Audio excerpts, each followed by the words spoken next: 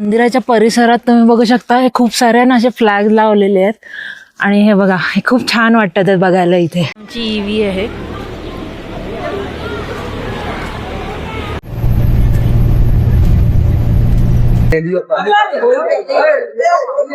ये इसका blogging channel है ये देखो.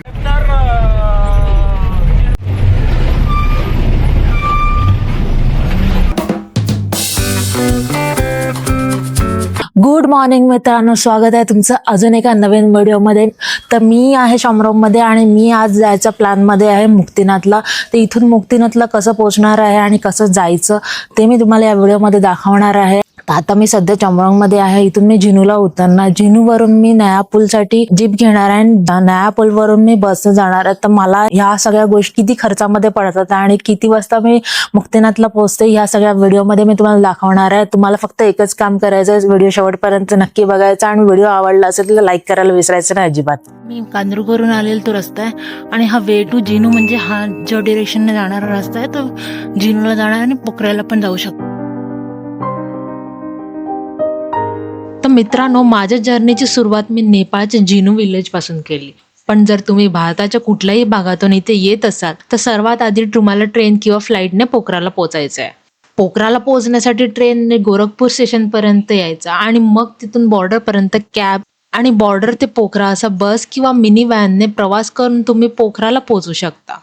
आता पोखराला पोहोचल्यानंतर जर तुम्ही लेट पोहोचला असाल तर एक रात्र पोखरामध्ये थांबून दुसऱ्या दिवशी अर्ली मॉर्निंग थेट बांगलुम बस पार्क येथून मुक्तिनाथला जाणारी बस घेऊ शकता. बसचं भाडं जवळपास 1500 नेपाळी इतकं आहे.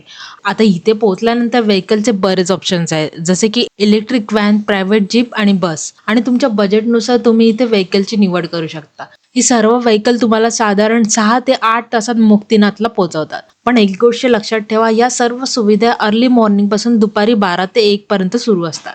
मला जिनूला उतरून पुढे नया पूलला जाणारी गाडी मिळेपर्यंत दुपारचे 12 वाजून गेले होते. त्यामुळे मला नया पूल ते बेनी असा प्रवास करावा लागला आणि मग बेनीला पोहोचून बराच वेळाने ई टॅक्सी मिळाली. तोपर्यंत संध्याकाळचे 5 वाजले होते. 1 तासाचा ड्राईव्ह झाल्यानंतर ड्रायव्हरने गाडी चार्जिंग स्टेशनवर उभी केली. असं काहीच कुपन दिलेलं आहे.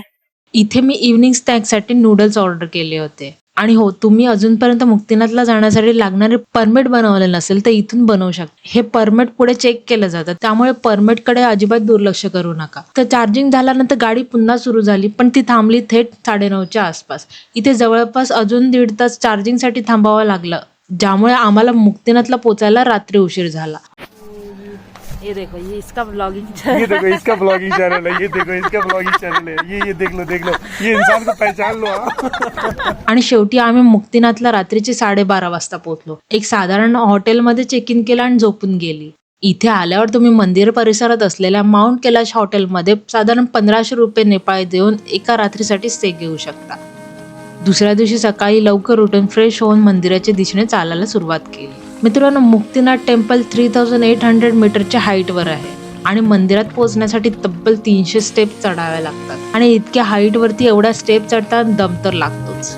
मंदिराच्या मागे 108 पवित्र जलधारा आहेत, ज्यातून अतिशय थंड पाणी वाहत असतं. अशी मान्यता आहे की या 108 धाराखाली स्नान केल्याने मनाची शुद्धी होते आणि पापांपासून मुक्ती मिळते. या धारानंतर इथे 2 पवित्र कुंड आहेत, लक्ष्मी कुंड आणि सरस्वती कुंड. या दोन्ही कुंडामध्ये स्नान केल्याने नकारात्मक कर्मापासून शुद्धी मिळते. आणि हे सर्व झाल्यानंतर कपडे चेंज करून मंदिरात दर्शन घ्यावं.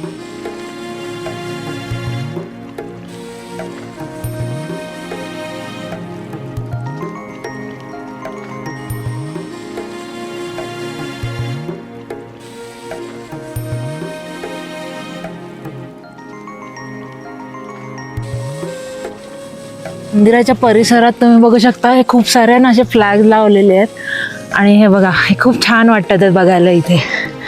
आणि बुद्धाचे स्टॅच्यू आहे आणि हे माउंटन बघा किती सुंदर वाटतात आहे. अनलिमिटेड फ्लॅग्स आहेत आणि ही बुद्धाची मूर्ती आहे आणि हा परिसर खूप सुंदर वाटला मला. छोटंसं गार्डन आहे मंदिराच्या परिसरात. हे बघा,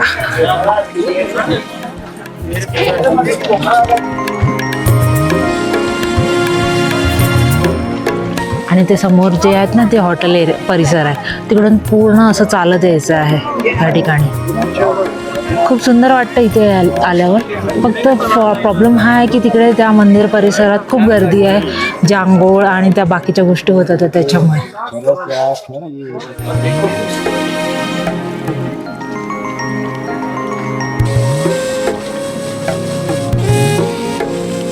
हे पाठच्या साईडला जे माउंटन आहे ना ते फुल फ्लॅगने सजवलं आहे या ठिकाणी. यज्ञशाळा आहे, श्री मुक्तीनाथ यज्ञशाळा. इथे जाऊया आपण.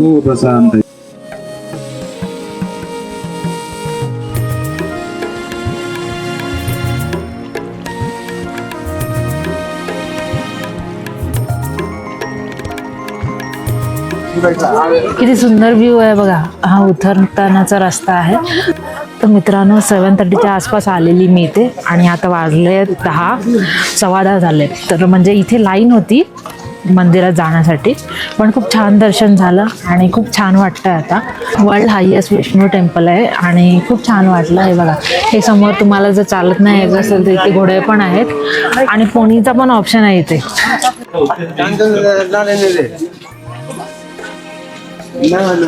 तर त्या बघा ह्या गोष्टी पण तुम्हाला भेटून जातील जिथे तुम्ही शॉपिंग करू शकता. काही युनिक गोष्टी आहेत. बघा, हे काहीतरी वेगळंच आहे. वस्तू मिळतात इथे, किचन्स आहेत, या माळा आहेत, ते सगळं मॅग्नेट्स वगैरे. ऑर्डर केली आहे मी आजच्या ब्रेकफास्टसाठी.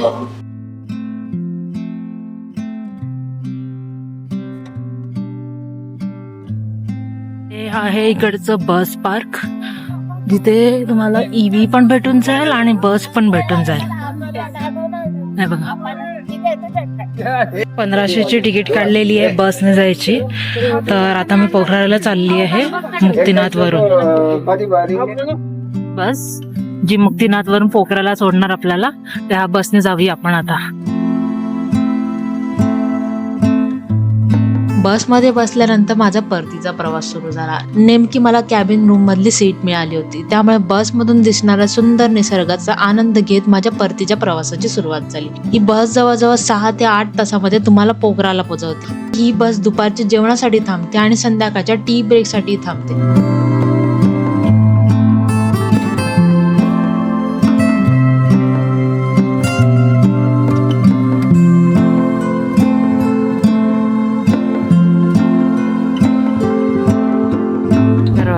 आणि गाडी ना जेवणासाठी थांबली होती. व्ह्यू बघा तुम्ही.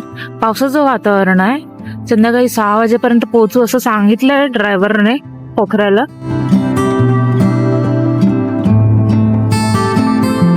परतीच्या प्रवासात डे लाईट असल्यामुळे मला डोंगर, रस्ते आणि लँडस्लाईड असलेले पॅचेस व्यवस्थित बघता आले.